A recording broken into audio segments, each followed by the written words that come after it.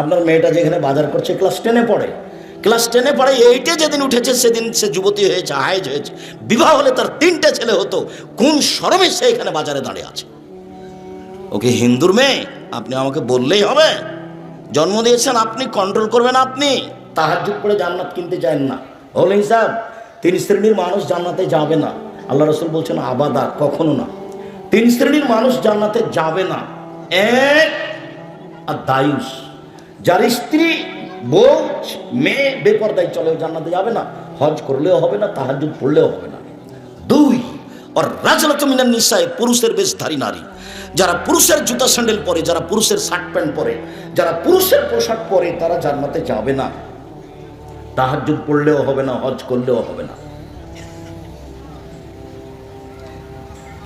সম্মানিত দিনী ভাই বোন, মধ্যখানে একটা কথা মনে পড়লো, সেই কথাটা আগে বলি। এই কথা আল্লাহ রাসূল দুঃখ আফসোস করে বলেছে, পৃথিবীর মানুষ মনে রেখো, আমার উম্মত ইহুদি খ্রিস্টানের সাথে মিশে যাবে কৃষ্টি কালচারে, কথাবার্তাতে, পোশাক আশাকে, চলাফেরাতে, কাগজ কলমে, অফিস আদালতে, খাওয়া পানিতে, সব কিছুতেই আমার উম্মত ইহুদি খ্রিস্টানের সাথে মিশে যাবে। ডান হাতের বিঘত যেমন বাম হাতের সমান সমান সমান মিশে যাবে। আমার উম্মত তাদের সাথে মিশে যাবে, ডান পায়ের জুতা যেমন বাম পায়ের সমান, এভাবে মিশে যাবে, মানে খারাপে মিশে যাবে। এরপরে আবার বলছেন নামতে, ভাষাগত নামতে নামতে নামতে এমন নিচে নামলেন, পৃথিবীর মানুষ শুনে রেখো, ইহুদি খ্রিস্টান যদি মায়ের সাথে জেনা করে থাকে, তো আমার উম্মত তাদের সাথে মিলতে গিয়ে মায়ের সাথে জেনা করবে।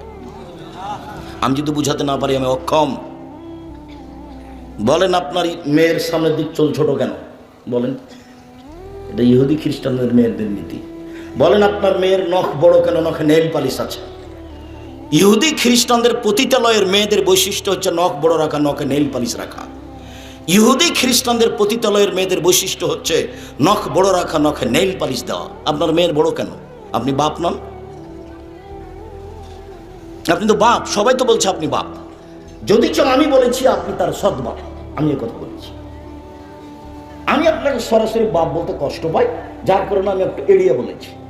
আপনি বাপ সত্যই, এটাই ঠিক, কিন্তু আমি বলতে কষ্ট পাই, এর জন্য আপনাকে আমি বলেছি আপনি সৎ বাপ, এই কথা আমি বলেছি। যদি আপনি বাপ এখনই দাবি করেন, তাহলে যেটা একটু পরে বলেছি সেটা এখনই বলতে চেয়েছিলাম একটু পরে। সেটা হলে মানে আলা সালাসা বানাতিন, কে যদি 3টা মেয়ের লালন পালন করে, 3টা মেয়ের লালন পালন কি? 1, আল্লামাহুন্না, তাকে বিদ্যা শিখিয়ে দিল। 2, আত্তাবাহুন্না, তাকে শিষ্টাচার শিখিয়ে দিল। 3, জাওয়াজাহুন্না, তার বিবাহ দিয়ে দিল।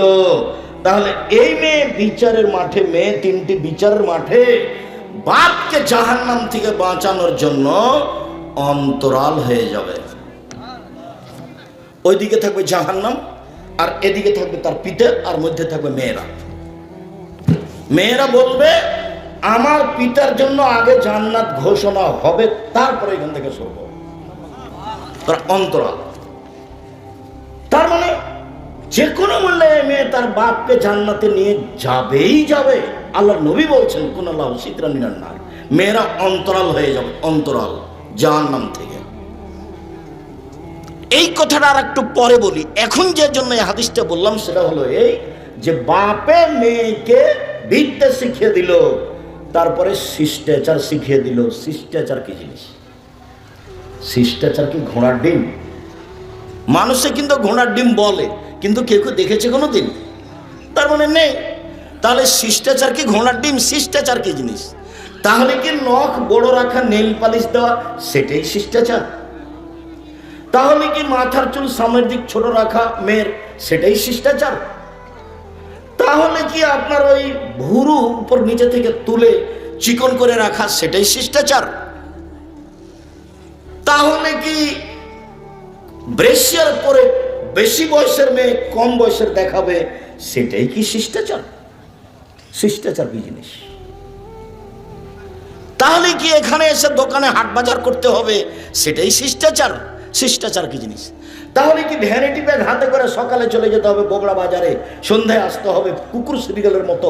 সেটাই কি শিষ্টাচার? শিষ্টাচার কি জিনিস বুঝেও বুঝে না ওরা, অন্তর আছে বুঝে না, দেখেও দেখে না ওরা, চক্ষু আছে দেখে না, শোনেও শোনে না ওরা, কান আছে শোনে না।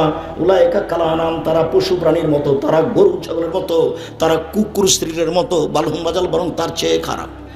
আপনাকে যদি আমি কুকুর সিলকের চেয়ে খারাপ প্রমাণ করতে না পারি, আমি আব্দুর রাজ্জাক বিন ইউসুফ বগুড়াতে বক্তব্য চালু করেছি, বগুড়ায় বন্ধ করলাম, জিন্দেগি তার কোনোদিন বক্তব্য দেব না। আপনি আসেন, আপনার পরিবারকে আপনি রাসূলের শিষ্টাচার গড়ে তুলেছেন, সেটা দেখান আপনি কিভাবে। শিষ্টাচার কাকে বলে সেটাই তো আপনার জানা নাই। শিষ্টাচার কি জিনিস সেটা আপনার স্ত্রী জানে না, আপনিও জানেন না শিষ্টাচার কি জিনিস। শিষ্টাচার, আম্মু ডান হাতে গিলাস ধরো, পানি খেতে হবে ডান হাতে, আম্মু বাম হাতে শয়তান খায়। আপনার স্ত্রী বাচ্চাকে যখন দুধ খাওয়াবে তখন বিসমিল্লাহ বলবে। জিজ্ঞাসা করে দেখেন, আপনার 5টা ছেলে বড় হয়েছে, জীবনে কোনোদিন বিসমিল্লাহ বলেনি দুধ খাওয়ার সময়?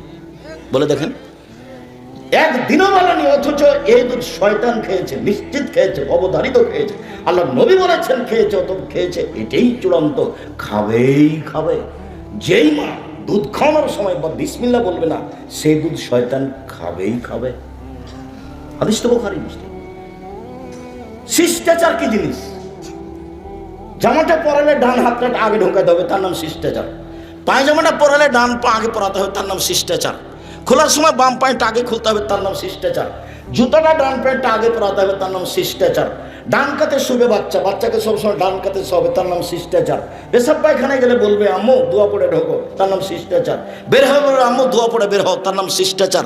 জিন্দেগিতে বাপ মা শিষ্টাচার শিখেনি, ওরা হলো বাপ মা। বাপে বিবাহ দিয়েছে, বউ স্বামীর কাছে গেছে, সেই জন্য বাচ্চা হয়ে গেছে, তার নাম বাপ মা। বাপ মা কাকে বলে? শিষ্টাচার কি জিনিস?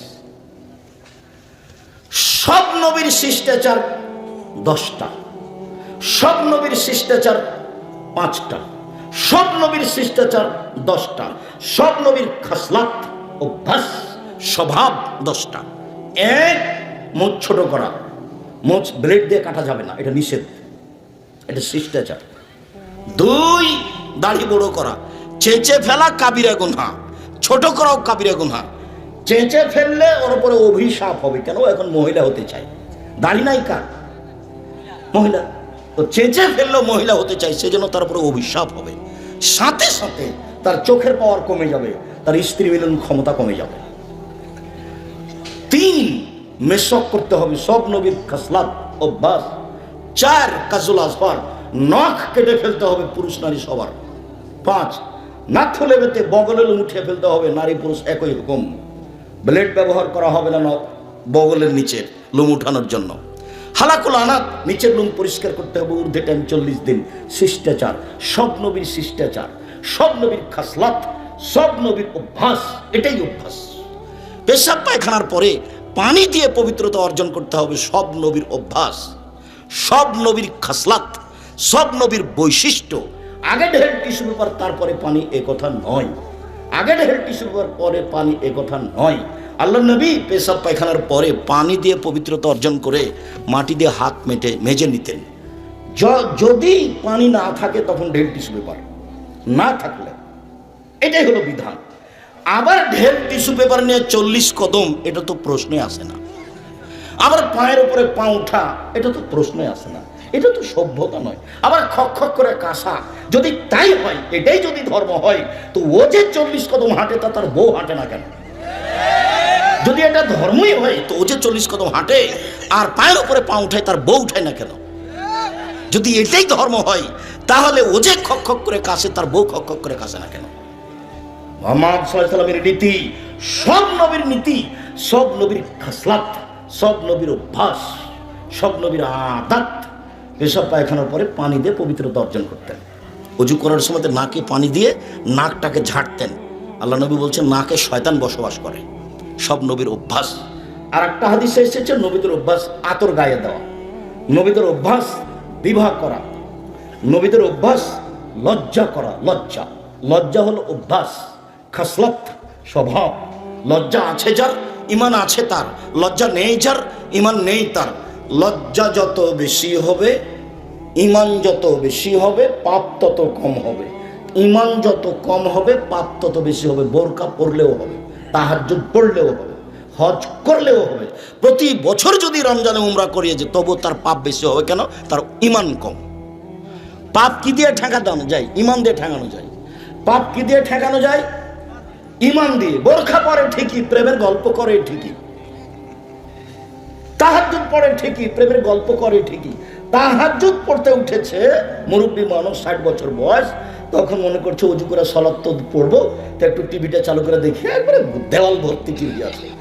উজু করে এসে তাহাজ্জুদ পড়ার পূর্বে টিভি চালু করে ঝাল ল্যাংটা মেয়ে চলে এসেছে, তো গেছে, এখন তাহাজ্জুদ গেছে। চক্ষু ঠান্ডা করে, কলিজা ঠান্ডা করে, চক্ষু ঠান্ডা করে, কলিজা ঠান্ডা করে, জানটা সহজ করে ল্যাংটা বেটি ছেলেকে দেখে জান্নাত কিনতে চায়। জান্নাত অত সহজ? জান্নাত পড়ে আছে, জান্নাতে নারী আছে সর্বোচ্চ সুন্দরী। আল্লাহ বলছেন ওরা এত সুন্দরী, জান্নাতের মেয়েরা এত সুন্দরী, ওরা এত সুন্দরী, ওদেরকে দেখে মনে হবে ঝিনুকের মধ্যে লুকানো মুক্তা। একথা আল্লাহ বলছে। ওদেরকে জিন কোনোদিন স্পর্শ করেনি, ওদেরকে মানুষ কোনোদিন স্পর্শ করেনি। ওদের চক্ষু হবে লম্বা লম্বা, টানা টানা, ডাগর ডাগর। আল্লাহ বলছিলেন ওদের মাথার চুল হচ্ছে লম্বা লম্বা, কোঁকড়া কোঁকড়া, কুচকুচে কালো। জান্নাতের মেয়ে তুমি ভোগ করতে চাও রং মাখানো পতিতালয়ের মেঘে দেখে চক্ষু ঠান্ডা করে? আবার কথা একটা ভেতরে জাগলো, 3 শ্রেণীর মানুষ জান্নাতে যাবেই। আগে বলেছিলাম যে 3 শ্রেণীর মানুষ জাহান্নামে যাবেই। তার মধ্যে ছিল এইসব বেশরমা মেয়ে যারা নগ্ন পোশাকে চলে, পুরুষের পোশাকে চলে। কথার মধ্যে আছি আমরা। তো 3 শ্রেণীর মানুষ জান্নাতে যাবেই। এক, আল্লাহর ভয়ে কাঁদে যে, কথার মধ্যে আবার কথা বাড়লো, আল্লাহর ভয়ে কাঁদে যে। আল্লাহ রাসূল বলছেন গাভীর বান থেকে দুধ চাপতে বের করে ভিতরে ঢোকানো যায় না যেমন, আল্লাহর ভয়ে কাঁদে যে সে জাহান্নামে যাবে না তেমন। কথা কি বুঝাতে পেরেছি? আপনারা কি কথা বুঝেছেন? যারা আল্লাহর ভয়ে কাঁদে ওদের জাহান্নামে যাওয়া কেমন অসম্ভব? গাভীর বাঁট থেকে চাপ দিয়ে দুধ বের করে ভিতরে ঢোকানো যেমন অসম্ভব। এই কথা মুহাম্মদ সাল্লাল্লাহু আলাইহি ওয়াসাল্লাম বলেন। আমার এখানে কোনো ব্যক্তিগত কথা না। 2, আল্লাহ রাস্তায় পাহারা দেয় যে। 3, বেগানা নারীকে দেখে চক্ষু নিচু করে যে, অপর নারীকে দেখে চক্ষু নিচু করে যে, ও জান্নাতে যাবেই।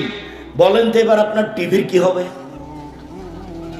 ওই মেয়েটা যে খবর পড়ছে, ওর মুখের উপরে যে চোখ রেখে আপনি খবর শুনছেন, তাহলে এটা কি তাকওয়া হলো? যদি কোনো সময় খবর শুনতেই হয় তাহলে এভাবে বসতে হবে,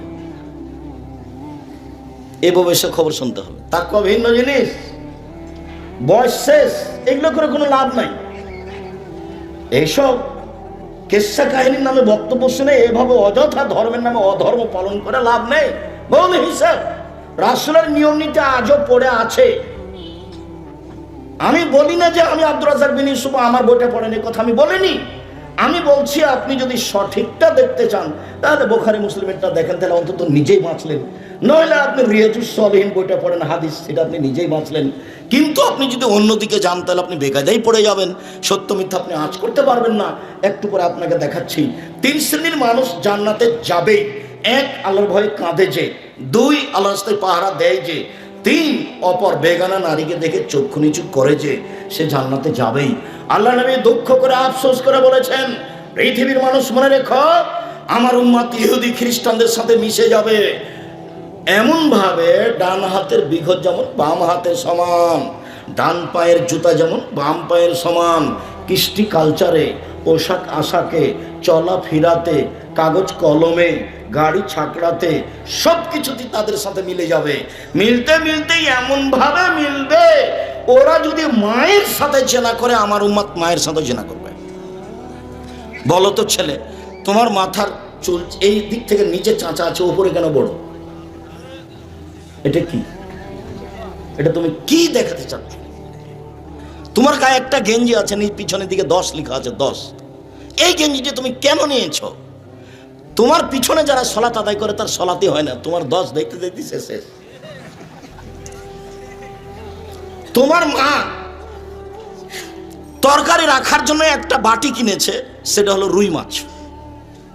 তোমার মা সাধ করে গেছে বগুড়া শহরে, ঠেলে ঠেল মানে না, বগুড়া শহর, শহর ছোট সুন্দর অনেক কিছু আছে, শুধু ভিড় ধরে আছে। সেখানে তোমার মা গেছে, একটা আয়না কিনে নিয়ে এসেছে, সেটা হলো কাতল মাছ।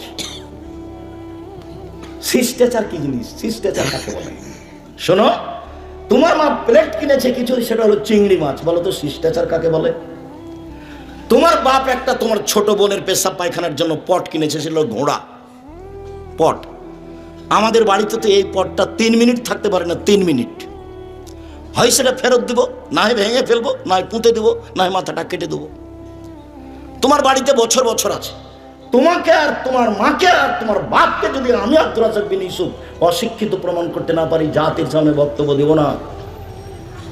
এটা বগুড়া, বগুড়া, রংপুর, দিনাজপুর, লালমিহাট, নীলফামারী, কুড়িগ্রাম, পঞ্চগড়, ঠাকুরগাঁ, গাইবান্ধা, জয়পুরহাট, এইসব ডিস্ট্রিক্টে 3টে জিনিস খারাপ আছে খুব বেশি অন্য জেলার চেয়ে। অন্য জেলাতে আছে তবে কম। 1, এরা বোনকে জমি দেয় না। 2, যৌতুক নেই। 3, বাড়ি ভালো করে ঘেরে না। সব জায়গায় যদি ফাঁকা হয় তো আপনি ঢুকবেন কোন খান দিয়ে? এটা তো দরজা লাগবে। যৌতুক নিয়েছেন কেন? তখন তো আমি বলেছি বাপ বেটা ভিক্ষা করে খাও। বাপ বেটা ভিক্ষা যদি কেউ না দেয়, এসব এলাকায় লক্ষ্মীকলার আশেপাশে বগুড়া ট্রেন স্টেশনে চলে যাবা, বাপ বেটা ভিক্ষা করে খাবা। ভিক্ষা করার টাকা দিয়ে চাউল কিনে ভাত খেয়ে বাদাত কবুল হবে, যৌতুকের টাকা দিয়ে চাউল কিনে ভাত খেয়ে বাদাত কবুল হবে না। এই যে বললাম, কোনো মায়ের বেটা ফতো এভাবে ধরতে পারবে না।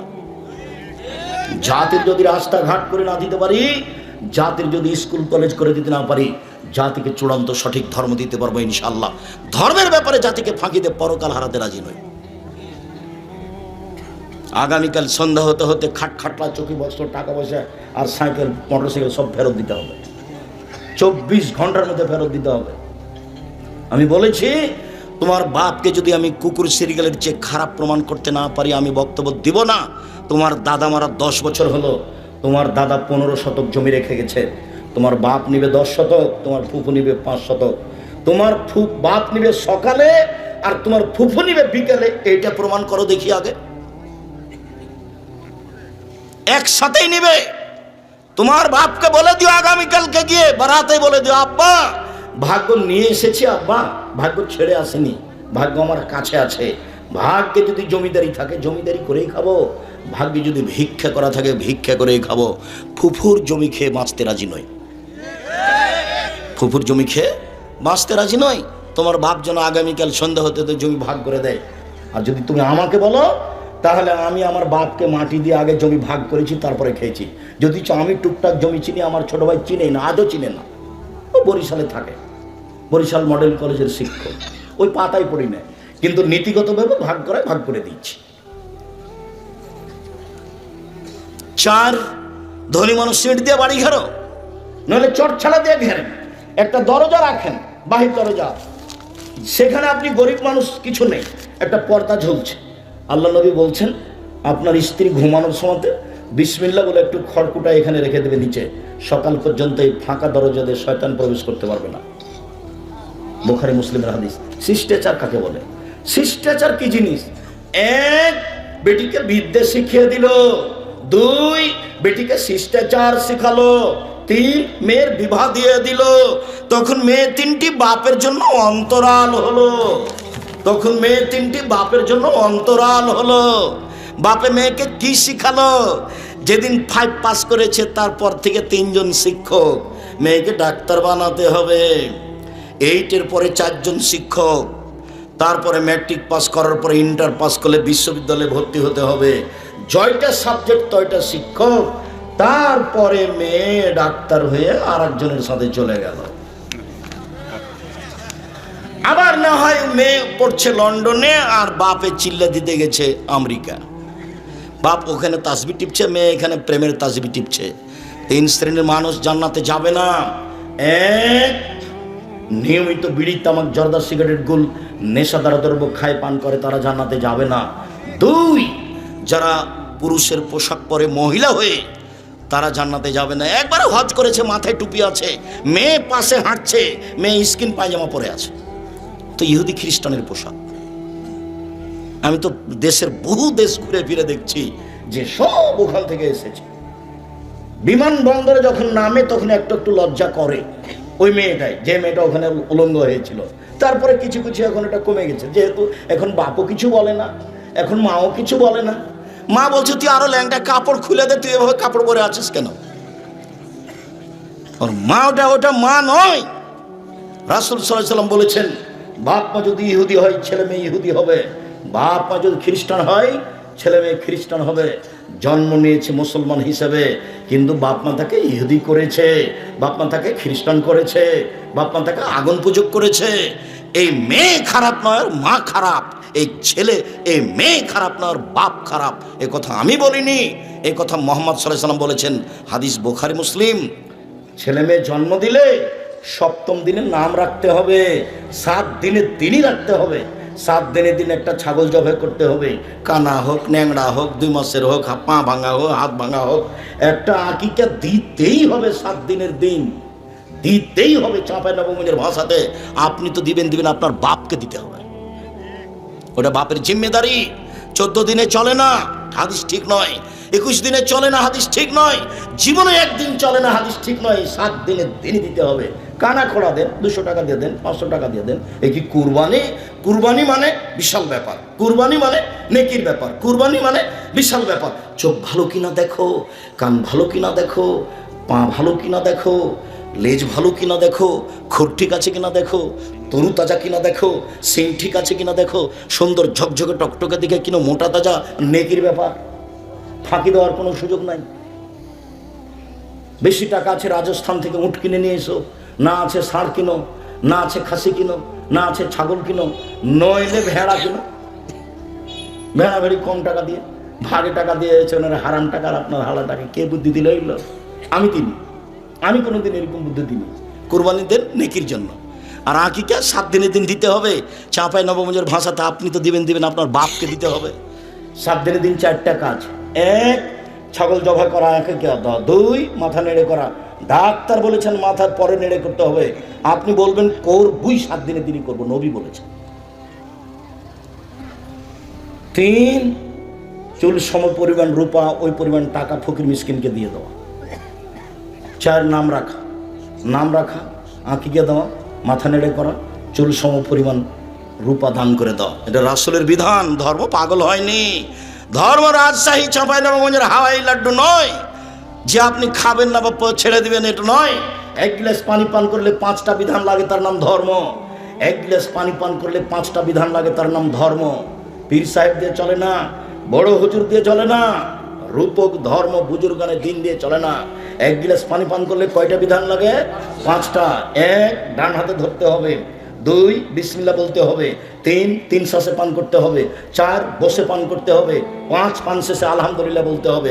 একবারে নগদ ধর্ম, মারেফতি দিয়ে চলে না, চুপে চুপে চলে না, সব নগদ ধর্ম। একবারে সব টাটকা তাজা নগদ, কোনো জায়গাতে চুপচাপ নাই, সব খোলা। একবারে একটা মানুষ দিয়ে বাস্তবায়ন করে দিয়েছেন ধর্মকে আল্লাহ, তার নাম মুহাম্মদ সাল্লাল্লাহু আলাইহি ওয়াসাল্লাম, তার নাম নবী। ওনাকে আমাদের মাঝে কি করেছেন? রেখে পুরো জীবনটাকে স্ত্রী মিলন সহ, চলাফেরা সহ, খাওয়া ফেরা সহ, সালাত আদায় সহ সব আমাদের সামনে রেখে চলে গেছে। কি করতে হবে তাকে নগদ দেখা গেছে। সাহাবীরা সেটা করে রেখে গেছে, তাবেঈরা সেটা করে রেখে গেছে। এখানে গোপনীয় কিছু নেই। শুনুন সম্মানিত দিনী ভাই বোন, মহিলাদের কথা আর একটু বলে এখান থেকে চলে যায়, আমরা লম্বা আলোচনা না করি। মহিলাদের জন্য 4টা কাজ করলে জান্নাতের সব দরজা খোলা। 1, 5 ওয়াক্ত সালাত। 2, হালাল রুজি। 2, রমজান মাসের রোজা সিয়াম। 3, স্বামীকে মেনে চলা। 4, জেনায় লিপ্ত না হওয়া। 1, 5 ওয়াক্ত সালাত। 2, রমজান মাসের সিয়াম রোজা। 3, স্বামীকে মেনে চলা। তিতা লাগলেও মানতে হবে, মিঠা লাগলেও মানতে হবে, স্বামীর মুখ খারাপ হলেও মানতে হবে। আব্দুর রাজ্জাক সাহেব, ওকে যে আমি সহ্যই করতে পারি রে, মাস কথা বলতে হয়, তাহলে খোলা তালাক করে নেন, কাজীর কাছে যান, খোলা করে নেন। 30 দিন পরে বিবাহ বসতে পাবেন, সমস্যা নেই। স্বামী ভালো হলেও আপনি খোলা তালাক নিতে পারেন, কোনো সমস্যা নাই। এ তো আপনি বলছেন তার মুখের দিকে আমি তাকাতে পারি না, আপনি ঝুলন্ত অবস্থা আছেন কেন? পৃথিবী অনেক বড়, বিধান ও প্রশস্ত। আপনি তার সাথে থাকলে তাকে মেনেই চলতে হবে, জরুরি। যদি না মেনে চলেন, খোলা তালাক করে নিতে হবে, এটাও জরুরি। আমি আপনার দিনী ভাই, আপনাকে পরামর্শ দিচ্ছি, তিতা লাগুক মিঠা লাগুক আপনি মেনেই চলেন, ভালো হবে। আর আপনার স্বামী যদি থাকে তাহলে তাকে বলি, মনে রাখবেন একটা কথা, আল্লাহ নবী বলেছেন খাইরুকুম খাইরুকুম লিআহলি ওয়া খাইরুল লিআহলি, পৃথিবীতে সবচেয়ে ভালো মানুষ সেই যে স্ত্রীর কাছে ভালো। পৃথিবীতে ভালো মানুষ সেই যে স্ত্রীর কাছে ভালো। আমি মুহাম্মদ সাল্লাল্লাহু আলাইহি ওয়াসাল্লাম নিজে আমার স্ত্রীদের কাছে ভালো। খারাপ মানুষ সেই যে স্ত্রীর কাছে খারাপ। অতএব স্ত্রীকে মূল্যায়ন করার চেষ্টা করেন, ওকে অপমান করিয়েন না, জরুরি প্রয়োজন ছাড়া বাড়ির বাইরে যেতে দিয়েন না, নইলে আপনার ক্ষতি হবে। বিবাহের বাড়ি তো বহু দূরের কথা, হাট বাজার তো বহু দূরের কথা। জরুরি প্রয়োজন ছাড়া মায়ের বাড়ি, খালার বাড়ি, ফুপুর বাড়ি যেতে পারে না। এখানে দুপুর থেকে বাজার করছে, এটা তো বহু দূরের কথা। দেখলে আমি কষ্ট পাই। ওটা কিন্তু একজন মুসলিম মানুষের মেয়ে, আপনার মেয়ে, জবাব আপনাকে দিতে হবে। এবার চলেন এইটুকু রেখে চলে আসে এখানে। সম্মানিত দিনী ভাই বোন, আমার হাতের দিকে দেখেন, অল্প কয়েক মিনিট এক কোরআন মাজিদের আয়াত বুঝাই, এক খেয়ালে চেয়ে থাকবেন, 19-20 হয় না যেন। উপস্থিত বৈঠকের দিনই বোন, এই মেয়ে কথা বলছো কেন? এদিকে দেখো, আল্লাহ বলছে আতিউল্লাহ আতিউর রাসূল ওয়ালা তুবতিলু আমালাকুম। পৃথিবীর মানুষ আল্লাহকে মানো, 1। 2, পৃথিবীর মানুষ নবীকে মানো। 3, পৃথিবীর মানুষ তোমরা তোমাদের আমলকে বাতিল করো না। 3 নম্বর বাক্যের সাথে আগের 2টা বাক্যের মিল নেই। আবার বুঝাই, 1, পৃথিবীর মানুষ আল্লাহকে মানো, আল্লাহ বলছেন। পৃথিবীর মানুষ নবীকে মানো। 3 নম্বর বাক্য যদি এমন হতো তাহলে ভালো হতো, তাহলে তোমরা জান্নাত পাবা। তাহলে মিল ছিল, 1 আল্লাহকে মানো, 2 নবীকে মানো, 3 তাহলে জান্নাত পাবা। এটাতে মিল হচ্ছে না কথাটা? কিন্তু আল্লাহ এভাবে বললেন না। 1 আল্লাহকে মানো, 2 নবীকে মানো, 3 তোমাদের আমল বাতিল করো না। বলেন তো শেষের বাক্যের সাথে আগের 2টার কি মিল হলো? মিল হয়নি। তো কি কথা তাহলে? 1 আল্লাহকে মানো মানে শিরক করো না। শিরক করলে 3 নাম্বার আমল বাতিল হবেই। 2 নবীকে মানো মানে বেদাত করো না। বিদাত করলে আমল বাতিল হবেই। হুজুর যত বড়ই হোক, পাগড়ি যত বড়ই হোক, জুব্বা যত বড়ই হোক, বিচারের মাঠে রেহাই হবে না। কবি নজরুল ইসলাম বলেছেন, মসজিদের পাশে কবর দিও ভাই, তাহলে এই গুনাহগার গোরাজাব হতে পাইবে রেহাই। যদি তাই হয় তাহলে মানুষ মরার সময়তে বলবে ছেলেকে, বেটা একটা মসজিদ তৈরি করো, বেটা আমাকে সেখানে কবর দিও। আমি বলেছি মসজিদের পাশে কেন? যদি আপনার বাপের কবরটা কাবা ঘরের নিচে হয় তবুও হবে না। বিচারের মাঠে বিচার আমল দিয়েই হবে। কি দিয়ে বিচার হবে? আমল দিয়েই হবে। আমি মানহানি করিনি ঠাকুরের। ঠাকুর বলেছে ও কালিমা তোমার আকাশ, ও কালিমা তোমার বাতাস। তখন আমি বলেছি তোর বাপের আকাশ। ঠাকুর এক কথা বলতে পারে, আমি তো এক কথা বলতে পারি না। আমি বলি না, আমার ছেলে বলে না, আমার মেয়ে বলে না, আমার পরিবার বলে না, মুখ দিয়ে উচ্চারণ করি না। ঠাকুর বলতে পারে ও কালিমা তোমার আকাশ, ও কালিমা তোমার বাতাস। ও মা তোমার আকাশ, ও মা তোমার বাতাস। মাকে মাকে একটু পড়াশোনা করো, একটু হিসাব নিকাশ হয় না? আমি তো বহুদিন থেকে বলে আসছি, আমার জানা অনুপাতে 71 সাল থেকে এখন পর্যন্ত কোনো শিক্ষিত মানুষ শিক্ষামন্ত্রী হয়নি। ঠাকুর বললো ও কালিমা তোমার আকাশ তোমার বাতাস, আর আমার ছেলে মেয়ে দিনরাত বলবো ও কালিমা তোমার আকাশ তোমার বাতাস। এ হতে পারে না। আমি তখন বলেছি তোর বাপের আকাশ। তো 5,000 কোটি টাকার মামলা হলো সিলেটে, আমি ঠাকুরের নিন্দা করেছি। জজ আমাকে বলছে, আব্দুর রাজ্জাক সাহেব আপনি কি পিস টিভির আলোচক? আমি বললাম জি হ্যাঁ। তখন জজ বলছে আপনার মামলাটা খারিজ করে দিলাম। সম্মানিত দিনী ভাই বোন, আমি যে কোনটা আপনাকে বুঝাই, কেন যে সব এরকম হয়ে গেল। আলেম ওলামা যদি একটু চিন্তা ভাবনা করতো তাহলে তো একটা হতো। আল্লাহকে মানো মানে শিরক করো না। আর বগুড়াতে কাছাকাছি শিরক অনেক, তবে চট্টগ্রাম, বরিশাল, সিলেট, নোয়াখালী, কুমিল্লা শিরক দিয়ে ঢাকা আছে। নবীকে মানো মানে বিদাত করো না। নবীকে মানো না, বিদাত করো না। সাদাকাল্লাহুল আজিম যদি নবীর মুখের না হয় তাহলে এটা বিদাত হয়, এটা নবীর মুখের হতে হবে, নইলে তা বিদাত হতে হবে। দোয়া 3 লাইনের একটা আর 1 পৃষ্ঠার একটা। 90 সাল থেকে মাঠে আছে, 90 সালে বক্তব্য চালু হয়েছে বগুড়ায়, বীরকুষ্টিয়ে। সেদিন থেকে মাঠে আছি বলে আসছে 90 সাল থেকে। এটা হয় নবীর প্রমাণ হতে হবে, না হয় বিদাত হতে হবে। কথা বুঝতে পারেননি? আর এখানে আছে কোরআন কারিম আছে, আর বহু জায়গাতে কি আছে? কোরআন শরীফ আছে। প্রমাণ করেন দেখি। নবীর মুখের হতে হবে, নইলে তা বাতিল বলে গণ্য হবে। একটা হাদিস, তারপরে একটু দেখাবো। আল্লাহ রাসূল বলছেন, পৃথিবীর মানুষ বাল্লিগু আন্নী ওয়ালা আয়া, আমার একটা কথা জানা থাকলে অন্যকে বলো। 2 ওয়া হাদিসুন বানি ইসরাঈল আল হারাজ, বানি ইসরাঈলের কাহিনী বলো, কোনো দোষ নেই। 3 মান কাযাবা আলাইয়া মুতাআম্মিদান ফালিয়াতাবাওয়া মাকাদাহু মিনান নার, কেউ যদি কোনো কথা আমার নামে বলে, কেউ যদি ধর্ম বলে কোনো কথা আমার নামে বলে, সেই কথা যদি আমার না হয় তাহলে তার থাকার জায়গা জাহান্নাম, জুব্বা যত বড়ই হোক। হাদিস বুখারী মুসলিম। আবার বলি, 1 আমার একটি কথা জানা থাকলে অন্যকে বলো। 2 বানি ইসরাঈলের কাহিনী বলো। 3 কেউ যদি কোনো কথা আমার নামে বলে, সেই কথা যদি আমার না হয় তাহলে তার থাকার জায়গা জাহান্নাম। এভাবে বললেন, কিন্তু আগের মতো করে বললে ভালো হতো। আগে যেমন বলছিলাম, 1 আমার একটি কথা জানা থাকলে অন্যকে বলো। 2 বানি ইসরাঈলের কাহিনী বলো। 3 তাহলে তোমরা জান্নাত পাবা। এভাবে হলে কথাটা মিল হতো না? মিল হতো। 1 আমার একটি কথা জানা থাকলে অন্যকে বলো। একটা মানুষ আপনার সামনে বাম হাতে পানি খাচ্ছে, তখন আপনার কথা জানা, এই ছি ছি ছি ছি ছি ছি, বাম হাতে শয়তান খায়, ভাই ডান হাতে ধরো, ডান হাতে ধরো। এই যে আমার একটা কথা জানা আছে বলে দিলা, এই যে একটা কথা জানা আছে বলে দিলে, এটা বলে দিবা। ভয় না, তুমি সুলিও হবে না, ফাঁসিও হবে না। ও বলতে পারে, আরে ছাড়েন, ডান হাত আল্লাহর দেওয়া, বাম হাত আল্লাহর দেওয়া, আপনি অত কথা ছাড় বলেন তো, সব হাদিস তুলে রাখেন, খাচ্ছি। এটাকে বলতে পারে, আপনার সুলিও হবে না, আপনার ফাঁসিও হবে না, আপনি বলেন। আল্লাহ নবী বলছে, আমার একটা কথা জানা থাকলে অন্যকে বলো, আপনি বলেন। আল্লাহ নবী বলছেন, বানি ইসরাঈলের কাহিনী বলো, কোনো দোষ নেই, মানে সত্য কাহিনী বলো। যেমন 1 মিনিট, হাজার বছর আগেকার একটা কাহিনী। একটা লোকের কাছে জমি কিনে নিয়েছে। জমি কিনে চাষ শুরু করতে একটা স্বর্ণের পাতিল পেয়েছে। তখন জমি ক্রেতা স্বর্ণের পাতিল নিয়ে বিক্রেতার কাছে গেছে, গিয়ে বলছে, আপনি আপনার স্বর্ণ নেন, আমি আপনার কাছে জমি কিনে নিয়েছি, স্বর্ণ কিনিনি।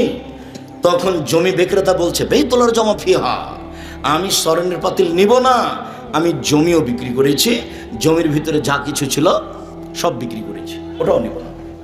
এই যে এই ঘটনা হাজার বছর আগেকার কাহিনী, বানি ইসরাঈলের কাহিনী, মানে সত্য কাহিনী বলো। 1 আমার একটি কথা জানা থাকলে অন্যকে বলো। 2 বানি ইসরাঈলের কাহিনী বলো। 3 কেউ যদি কোনো কথা আমার নামে বলে, সেই কথা যদি আমার না হয় তাহলে তার থাকার জায়গা জাহান্নাম। 1 মিনিট, আমি এখন যেটা বলছি সেটা আপনাকে আমি কষ্ট দেওয়ার জন্য বলিনি। সেটা হলো এই যে আপনি অজু করলেন, যখন আপনি মাথা মাসা করলেন তখন কাঁধও মাসা করলেন, এভাবে কাঁধ মাসা করলেন। তো হাদিসে এসেছে মাথা মাসা আর কান মাসা, একবারে এমনভাবে স্পষ্ট হয়ে এসেছে যে 2 আঙ্গুল কানের ভিতরে ঢুকিয়ে দিতে হবে, এই দুটা ভিতরের, এই দুটা বাহিরে, ইবহাম বৃদ্ধাঙ্গুল, ওইভাবে হাদিসে এসেছে। পা খান ধুলে কনিষ্ঠ আঙ্গুল দিয়ে এই আঙ্গুলগুলো একবারে ভালো করে একবারে পরিষ্কার করে দিতে হবে, এটা হাদিসে এসেছে। তো যদি এটাও থাকে বলেন, আর যদি এইটা আপনি বললেন না থাকে তাহলে আপনার কি হবে? এই কথাটা আপনাকে আমি মনে রাখার জন্য বলছি। এইটা দিয়ে নয় সব জায়গাতেই, এইটা দিয়ে নয় সব জায়গাতেই। এইখানে তো আপনাকে আমি কোরআন মাজিদের ঘটনা দেখালাম, আমি একটা আপনাকে কাহিনী দেখাই। বইটার নাম মুকসিদুল মুমিনিন, সবাই জানেন। ওখানে একটা হেডলাইন আছে, অবিবাহিত ছেলে মেয়ের পড়া নিষেধ। তো কি এই হেডলাইন যে দেখে সে পড়ে, যে দেখে সে পড়ে। আমিও পড়েছি, তো আমি যখন পড়েছি তখন আমি বিবাহ করেছি। তো এখন লেখা আছে, ওখানে অনেক কথা আছে, লেখা আছে, ভরা পেটে স্ত্রী মিলন হলে ছেলে ভ্যাংচা হয়, সফরের পূর্বে স্ত্রী মিলন হলে ছেলে টেরা হয়, চন্দ্র সূর্য গ্রহণের সময় স্ত্রী মিলন হলে ছেলে কানা হয়। এইভাবে কথাগুলি উল্লেখ করা যায়।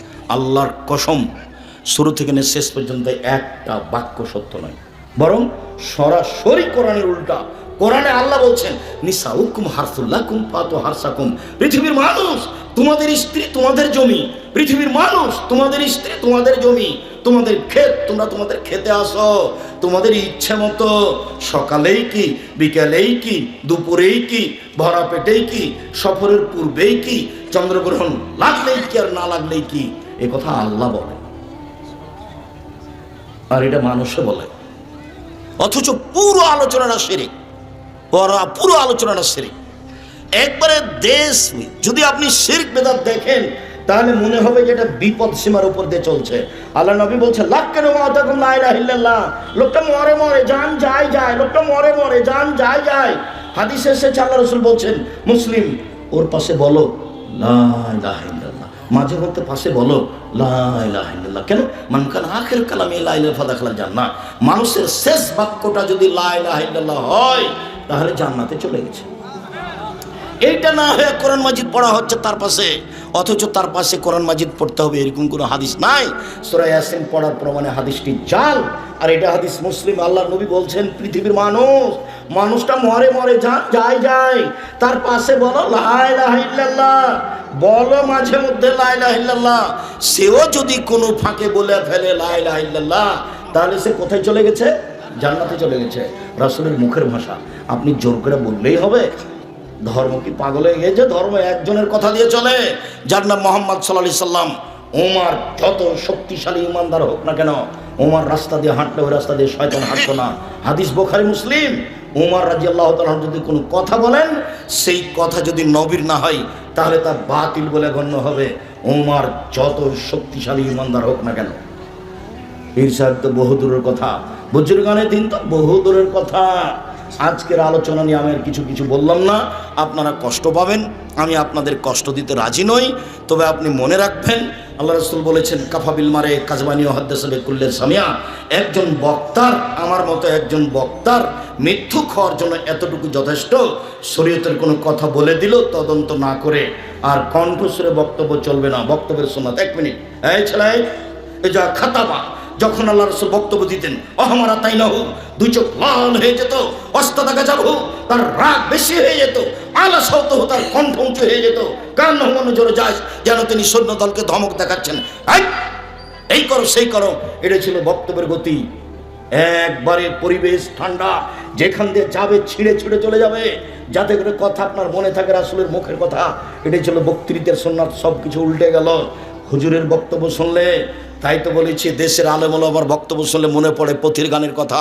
পুঁথির গানের কথা মানে, আমরা চাঁপাই নবাবগঞ্জের মানুষ গরমের দিনে বাড়ির খুলিতে চত্বরে পুঁথির বই পড়তো। পুঁথির বইটা ছিল এরকম, 6 মাসের রাস্তা মর্দ 6 দিনে গেল, ঘোড়ায় চড়িয়া মর্দ হাঁটিয়া চলিল। 6 মাসের রাস্তা মর্দ 6 দিনে গেল, ঘোড়ায় চড়িয়া মর্দ হাঁটিয়া চলিল। ফাতেমা কান্দিয়া কয়, আজ বুঝি হুসাইন কারবালাতে শহীদ হয়। ফাতেমা কান্দিয়া কয়, আজ বুঝি হুসাইন কারবালাতে শহীদ হয়। যেই দিন হুসাইন ইরাকের মাটিতে কারবালার মাঠে শহীদ হন, তার 49 বছর আগে ফাতেমা মারা গেছে। কতদিন আগে? 49 বছর আগে।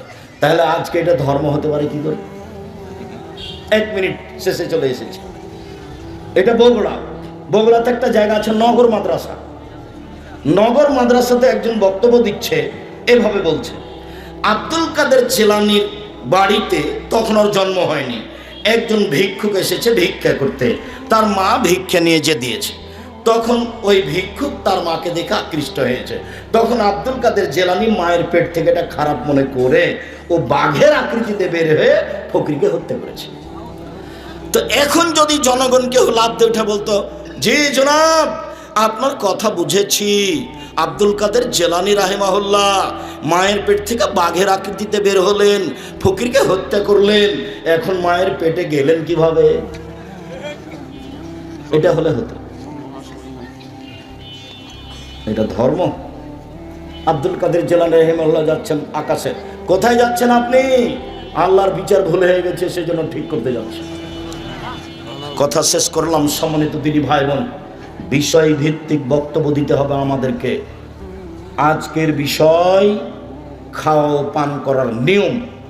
2টা হাদিস অনুবাদ করব, 20টা হাদিস অনুবাদ, 2টা আয়াত অনুবাদ করব, 20টা হাদিস অনুবাদ করব। তখন আপনারা বুঝতে পারবেন যে আল্লাহর নবী এভাবে খেতেন, এভাবে বসতেন।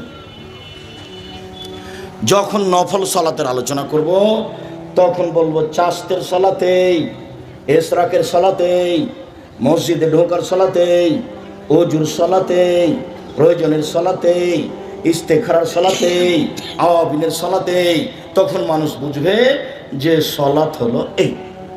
শুকরিয়া, জাযাকুমুল্লাহ খায়র। আল্লাহ তুমি আমাদেরকে হেফাজত করো এবং রাসূল সাল্লাল্লাহু আলাইহি ওয়াসাল্লামের পদ্ধতিতে চলার তৌফিক দান করো।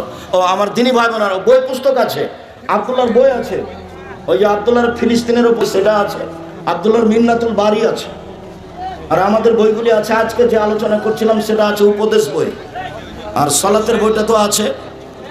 সালাতের বইয়ে 35টা হাদিস দেওয়া আছে হাত তুলে দোয়া করার। ভাইজান আমি আর আগে ওটাকে মাথায় দিলে হতো, এখন ছেড়ে দিন, আর ওরকম পরিবেশ হবে না ভাইজান। আবার দেখবো, আবার ইনশাল্লাহ, আবার দেখবো ইনশাল্লাহ। ভাইজান ওই একটা পরিবেশ এখন থাকে না, আমার মাথা ধরে ছিল না, যেমন মনে করছি যে আপনারা বিরক্ত হয়ে গেলেন মনে হয়।